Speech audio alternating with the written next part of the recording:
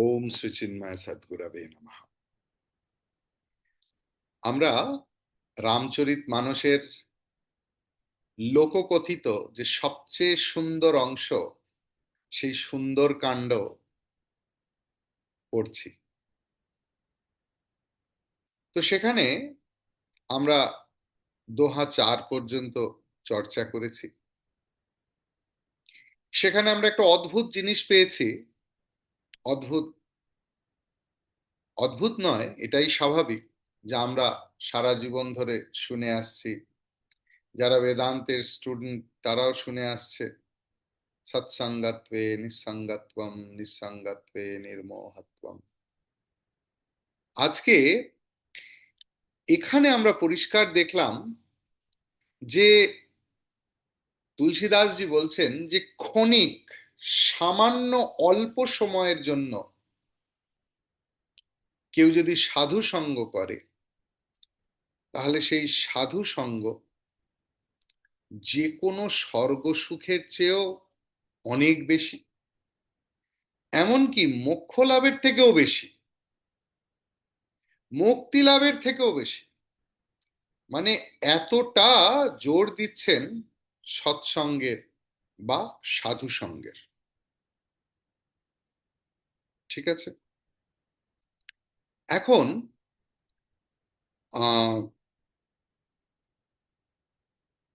আমরা দেখব যে তিনি আবার বলছেন যে যদি দাঁড়ি পাল্লা তরা হয়, তাহলে একদিকে অল্প, এইটুকু কণিকা মাত্র সাধু সঙ্গ,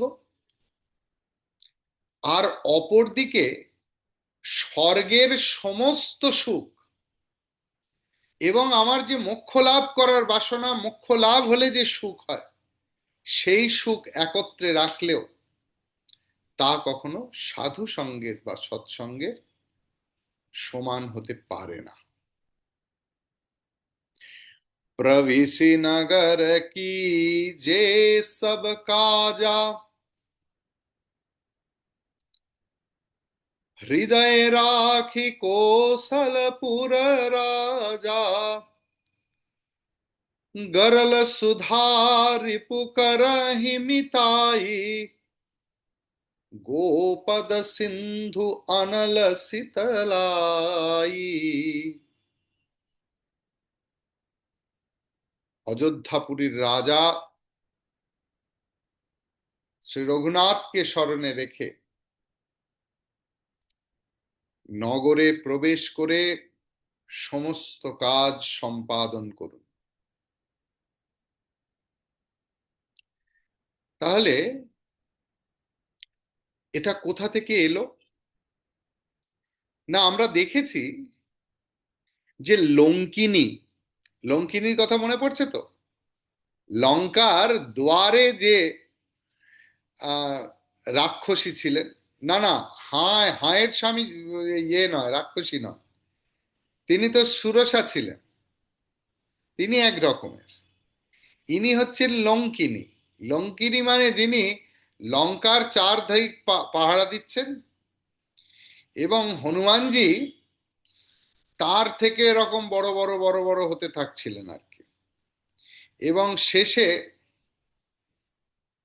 তাতে লঙ্কিনী পড়ে গিয়েছে, এবং গিয়ে যেহেতু রাক্ষসী, তাই তাদের শরীরের বল অনেক বেশি। যেরকম কোনো ব্রাহ্মণ তনয়কে যদি একটা জোরে ফুঁ দিয়ে দেয়া হয়, সে মাটিতে গড়াগড়ি খাবে। তার কারণ সে দুধ ঘি মাখন এইসব খেয়ে থাকে, তার না আছে শরীর চর্চা, না আছে কিছু, সে সারাদিন ওই কোমল ভাবে থাকে।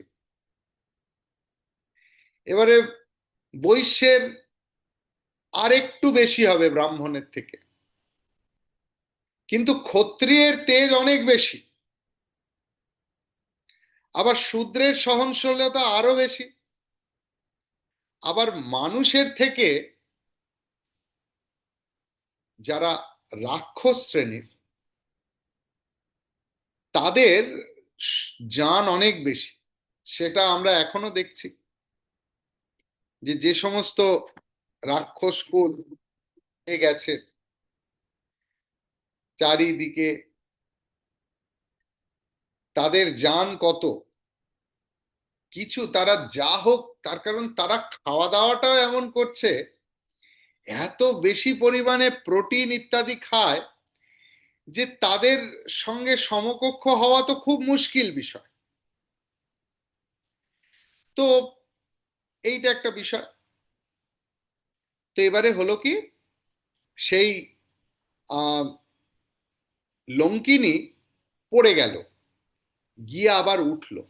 সবাই ভাবলো যে ও বোধহয় হনুমানজির সঙ্গে লড়াই শুরু করে দেবে।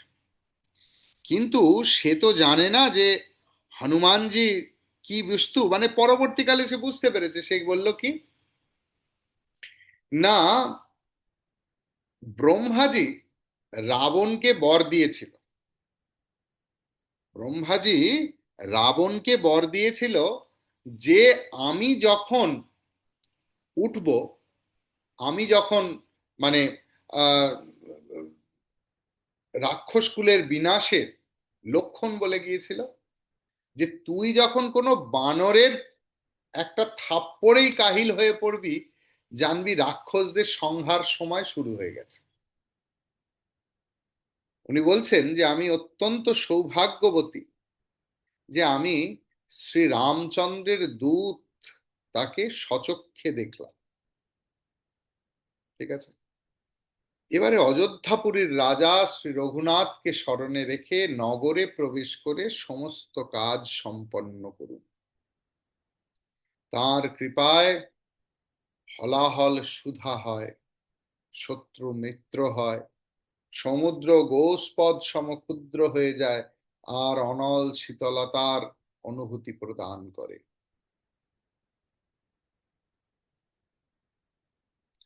সুতরাং এখানে গরুরের সঙ্গে কাকভূষণ্ডিজির একটা বার্তালাপ চলছিল। তো এখানে অযোধ্যাপুরীর রাজা হঠাৎ করে বলল কেন?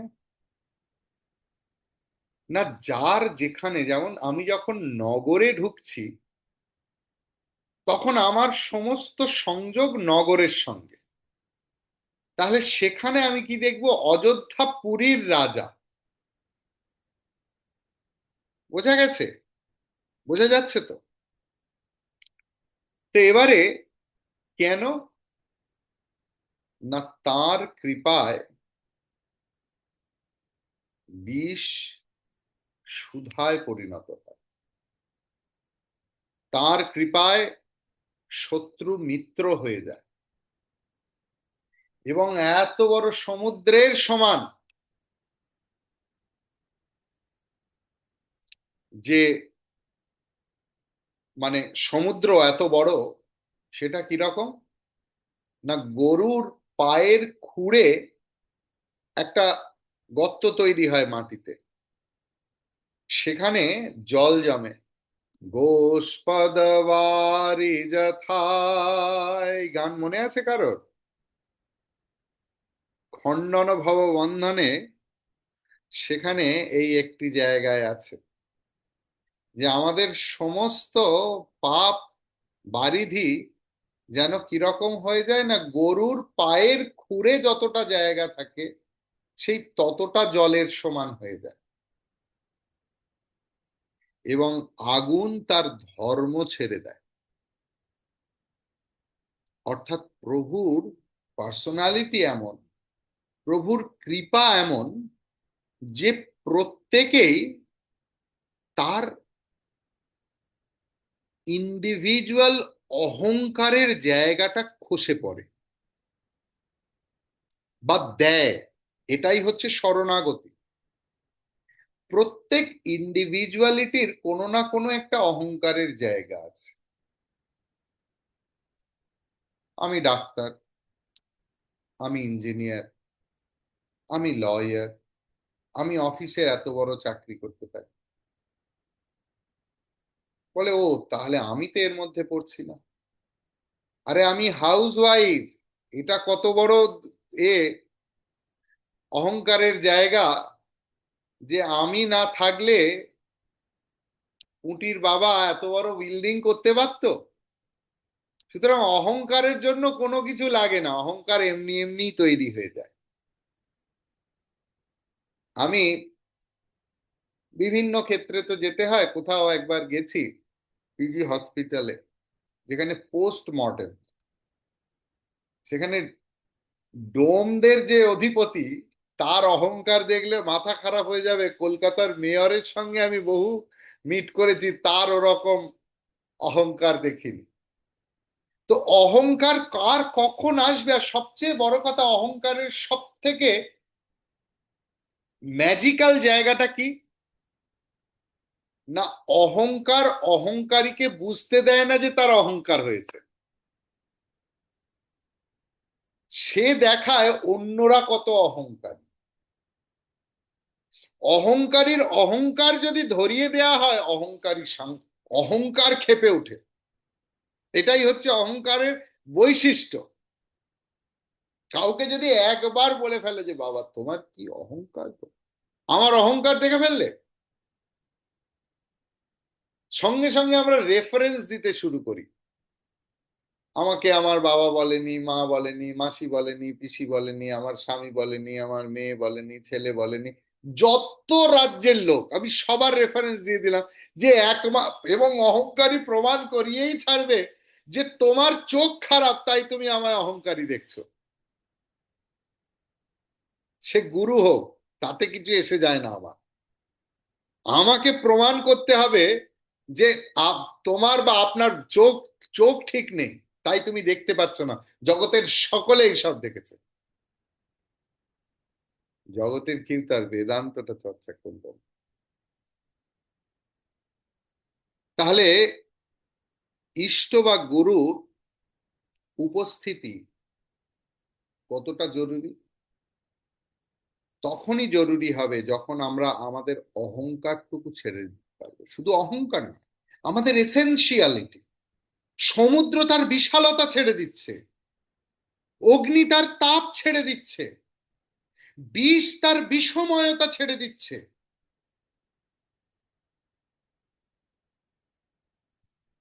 অর্থাৎ ভগবানের কৃপা বুঝতে গেলে আমাদের ছাড়তে জানতে হবে।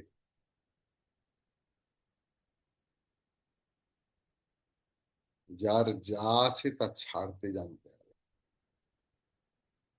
যেরকম করে ঘুম ভাঙলেই বিছানাটা ছাড়তে জানতে হয়, যেরকম ভাবে রিটায়ার্ড হলেই নিজের চেয়ারটা ছাড়তে জানতে হয়। যার ওই চেয়ারের ওপর মোহ থাকবে, সেই মানুষটার তো অবস্থা গেল। ঠিক তেমনি আমাদের খুঁজে বার করতে হবে আমার ফল্ট কোথায়। এটা বিষয় নয় যে আমি কি সারাদিন আমার দোষ খুঁজে বেড়াবো। Yes, if it is required, you have to do ইট।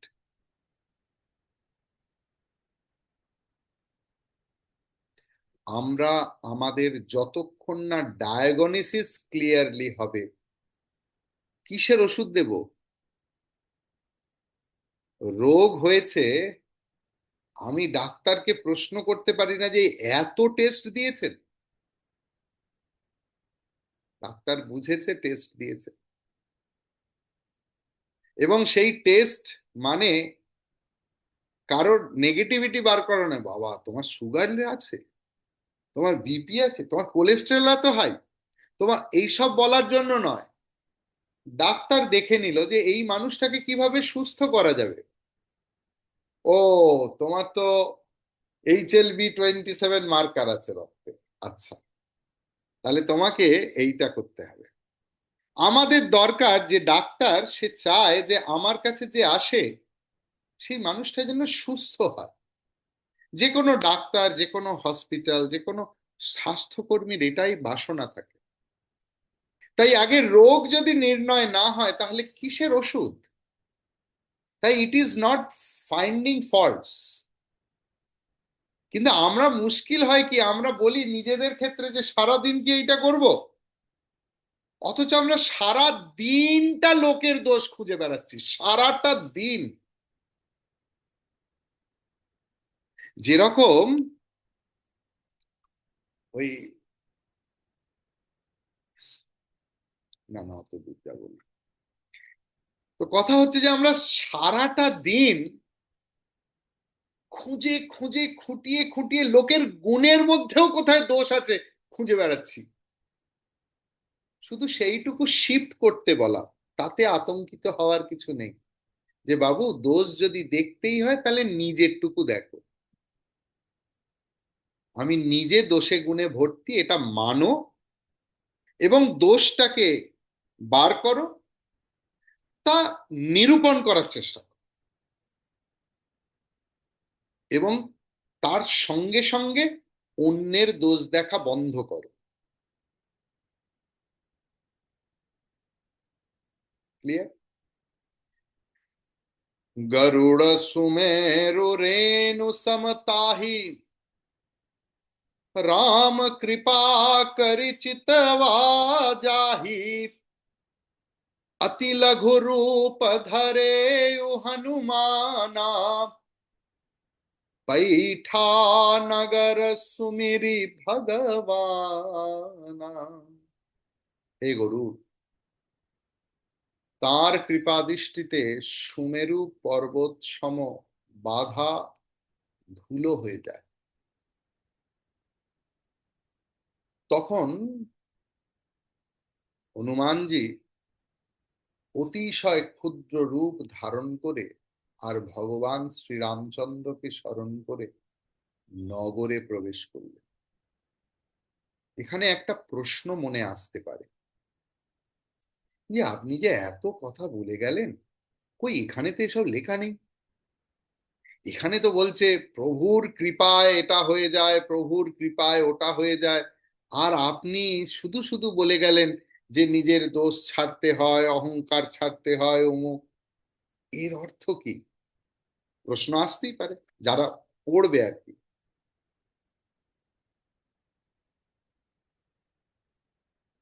ভক্ত হিসেবে এইটুকু জেনে খুশি থাকুন, ভগবানের কৃপা এক মুহূর্তের জন্য কমে যায়নি। যদি ভগবানের কৃপা কমে যেত আমাদের অস্তিত্ব থাকতো না। ভগবানের কৃপা আছে, তাহলে আমার তো এরকম হচ্ছে না কেন? আপনার ফ্যান চলছে, এসি মেশিন চলছে, আর আপনি যদি একটা হিটার লাগানো কম্বল ব্ল্যাঙ্কেট দিয়ে গায়ে জড়িয়ে থাকেন, can you feel that coldness? আমরা আমাদেরকে যে কতগুলো চাদরে মুড়ে রেখেছি,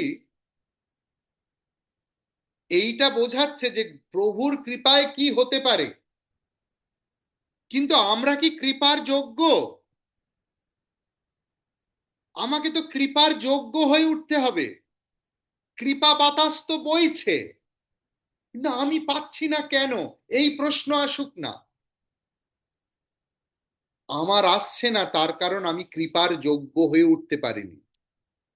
আমি আমার শরীরকে অনেক ধরনের ব্ল্যাঙ্কেটে মুড়ে রেখেছি, তাই শীতল হাওয়াটুকু পাচ্ছি না। তাই কৃপা দৃষ্টিতে সুমেরু পর্বত তুচ্ছ হয়ে যায়, অর্থাৎ যে কৃপাটা বুঝতে পেরেছে। It's a matter of understanding. আজকে যে কজন এখানে আছে, সে 26 জন 27 জন যতজন হোক, 24 জন হেড দেখাচ্ছে, কিন্তু প্রত্যেকে কি এইটুকু ফিল করছে যে আমরা সত্যি সত্যি কৃপাধন্য, ভগবানের কথা শুনতে পারলাম? আমাদের অন্য দিন তো মনে হয় যে দূর, স্বামীজি তো সেই একই কথা বলবে, সুন্দরকাণ্ডটা পড়ে নিলেই হয়ে যায়।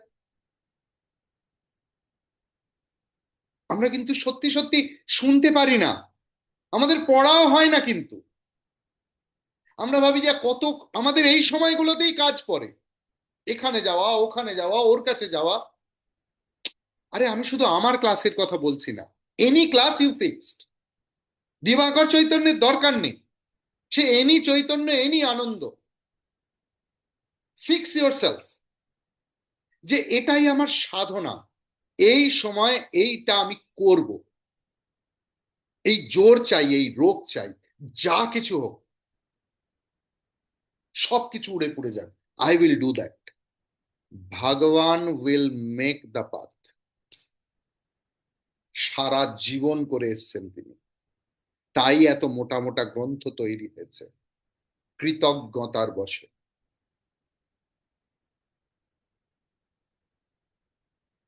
নিজের গায়ের চাদর না সরালে হাওয়া বুঝ করা যাবে না। কৃপা হাওয়া বইছে, আর আমরা অহংকার, কাম, ক্রোধ, লোভ, মোহ, মদ, মাৎসর্য সব এক একটা চাদরে নিজেদেরকে মুড়ে রেখেছি। তাই আমরা তার কৃপা বুঝতে পারি না। হনুমানজি বুঝতে পারলেন যে ভক্ত সে প্রতি মুহূর্তে বুঝতে পারে যে আমি এই নিঃশ্বাসটুকুও নিতে পারছি তার জন্য, তার অশেষ কৃপা।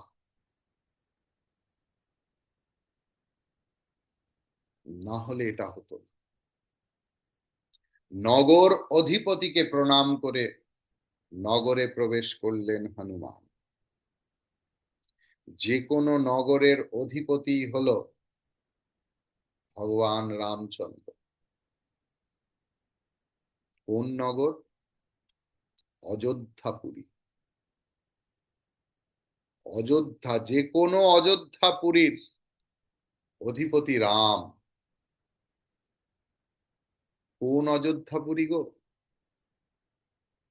যে পুরীতে কোনো যুদ্ধ নেই, যে পুরীতে কোনো কনফ্লিক্ট নেই, লড়াই নেই, সংশয় নেই, তাই তো অযোধ্যা। তা শুধু শুধু শুধু উত্তরপ্রদেশে হবে কেন? তা তো প্রত্যেকের হৃদয়ে বাস করছে। আমরা ফিল করছি কি? নবদ্বারে পুরে দেহি, the whole body is like a city. এই পুরো শরীরটাই তো একটা শহর, যেখানে 9টা গেট আছে।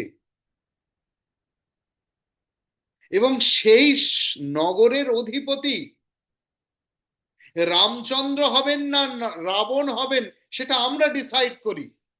তার কারণ ভগবান রামচন্দ্র অযোধ্যা ছাড়া থাকেন না।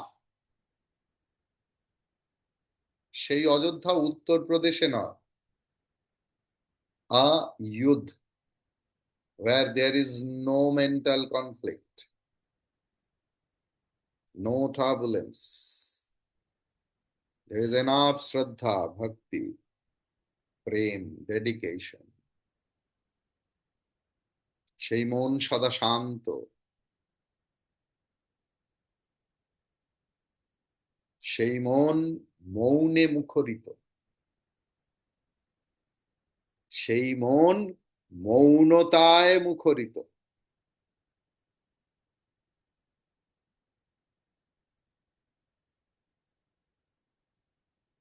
সেই মনের রাজা রাম,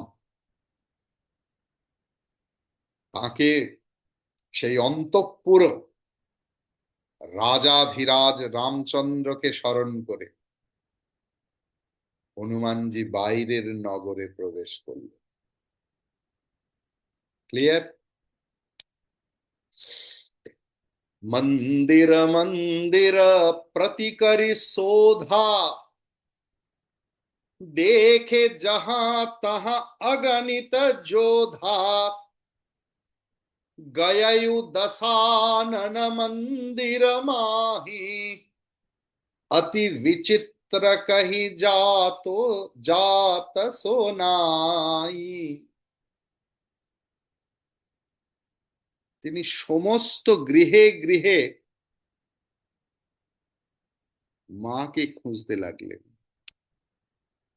সীতা মাকে খুঁজে বেড়াতে লাগলেন। তিনি সমস্ত জায়গায় শুধু অসংখ্য বীর যোদ্ধাদের দেখছেন। অতঃপর তিনি কোথায় গেলেন? গয়েউ দশানন মন্দির মাহি। তিনি সেখানে দশাননের রাবণের মহলে গেলেন। কি দেখলেন সেখানে? এত বিচিত্র, অতি বিচিত্র কহি জাত সো নাহি, বর্ণনা দেয়া যাবে না। তার কারণ একটুখানি শুধু বর্ণনা দিয়েছে লঙ্কা নগরীর, যে অত সুউচ্চ প্রাচীর সব সোনা দিয়ে মোড়া, তাহলে সেই রাজ্যের অধিপতির বেডরুম কেমন হবে? অল দ্য লাক্সুরিয়াসনেস ওভার দেয়ার, সমস্ত বিলাসিতার যা কিছু বন্দোবস্ত সবকিছু সেখানে আছে।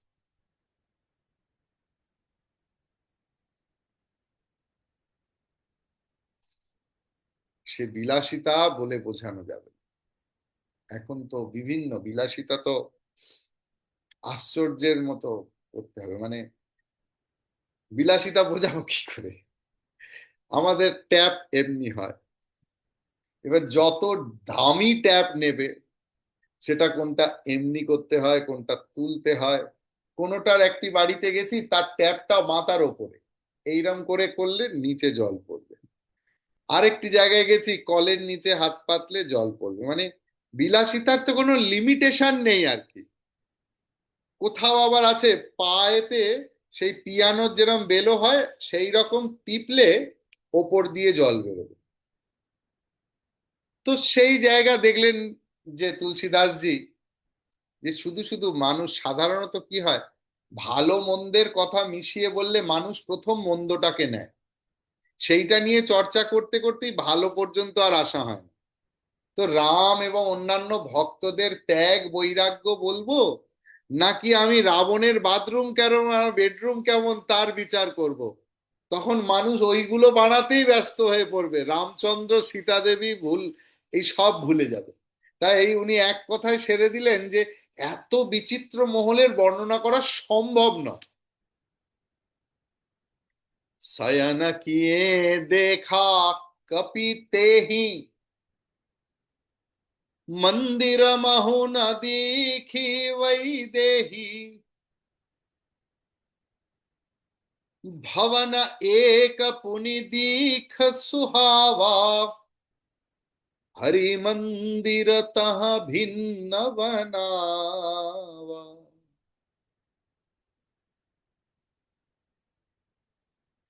দেখুন প্রত্যেকটা জায়গায় তুলসীদাসজি, দেখুন ভক্তের পরিচয় এবং হনুমানজিরও পরিচয়। আমি বোঝাতে গিয়ে মহল মহল মহল বলেছি, তুলসীদাসজি কিন্তু বলেছেন দশাননা মন্দির,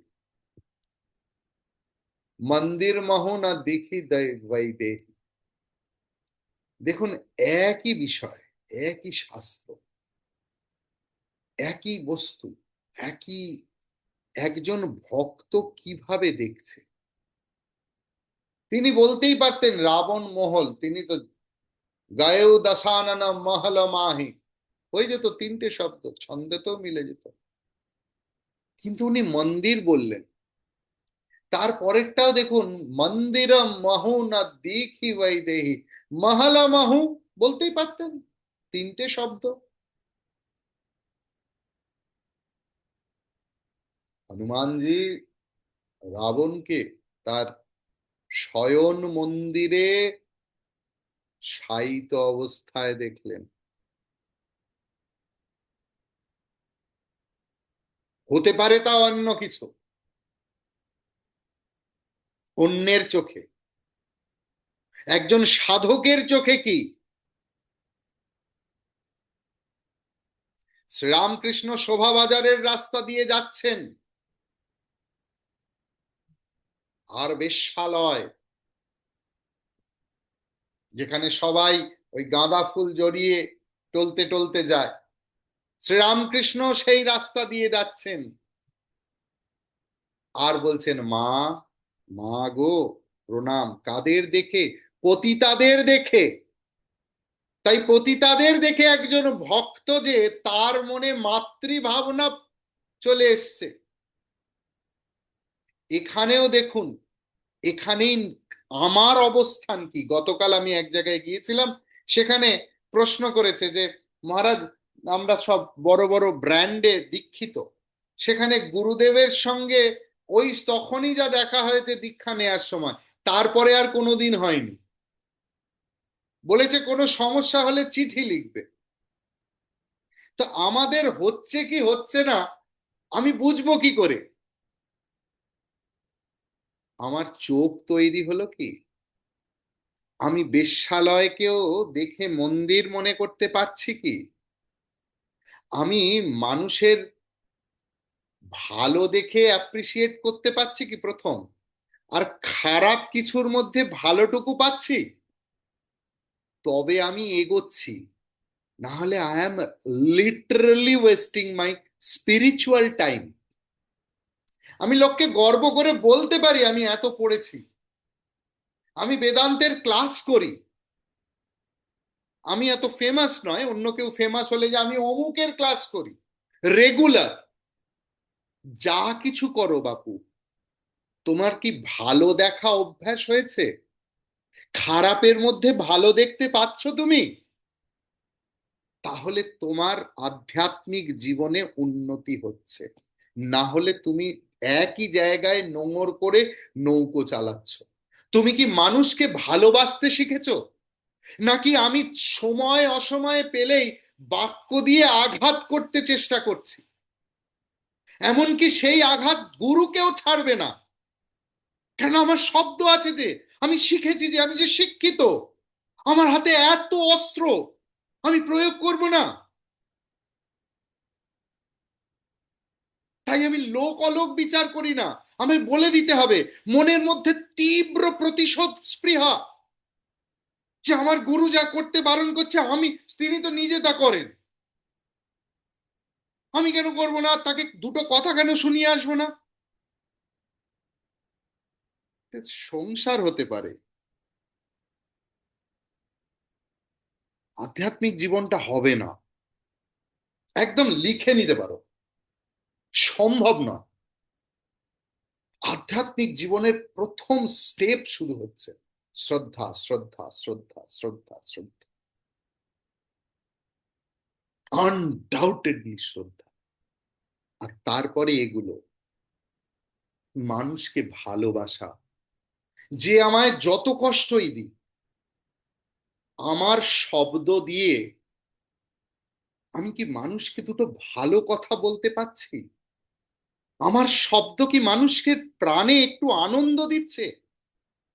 নাকি আমি সারা জীবন ধরে যা কষ্ট যন্ত্রণা করে এসছি, তা এখন শব্দের মাধ্যমে লোককে তা ছড়িয়ে দিতে হবে? তা সাধু লক্ষণ হতে পারে না। রামচরিত মানস আমাদের এই শিক্ষা দেয়।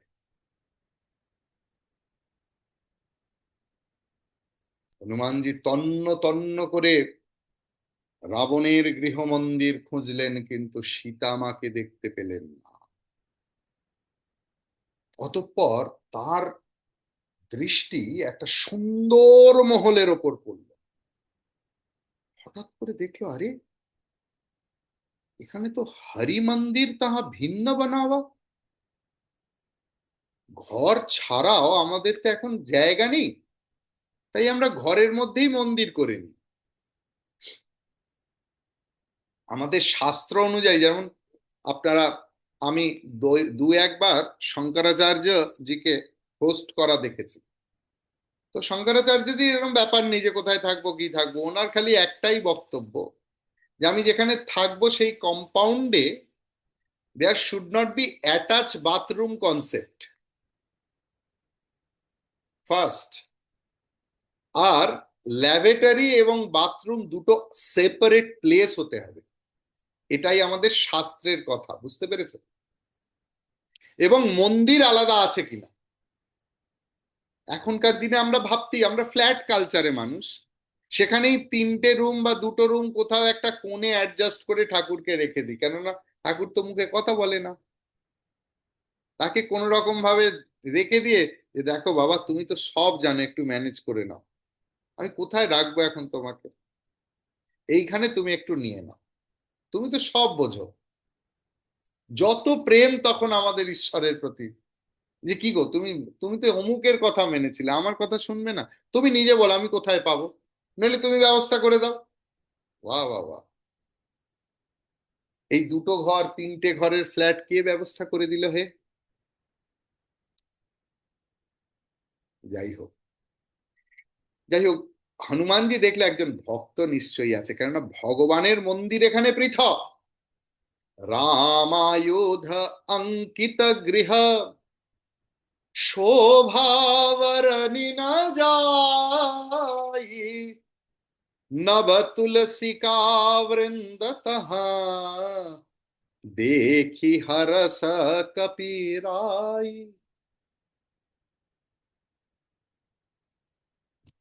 হনুমানজি দেখছেন হরি মন্দির, দেখি একটু দেখি। হ্যাঁ, এখানে তো প্রভুর ধনুষ আঁকা, ধনুর্বাণ, আর বিভিন্ন চিহ্ন আঁকা, প্রভুর পদচিহ্ন এখানে আঁকা, এবং সেখানে তুলসী গাছ, এবং সেই গাছ হনুমানজিকে উৎফুল্ল করে তুলল। আজ একজন এনেছিল তুলসী পাতা, সে এক অদ্ভুত মিন্ট তুলসী, মানে তুলসী আর মিন্ট একই, মানে তুলসী পাতায় তুলসীরও গন্ধ আছে, মিন্টেরও গন্ধ আছে। আর সেখানে তিনি কান পেতে দেখলেন প্রতিটা ইঁটে যেন গুঞ্জরিত হচ্ছে শ্রীরাম জয় রাম, জয় জয় রাম, শ্রীরাম জয় রাম, জয় জয় রাম।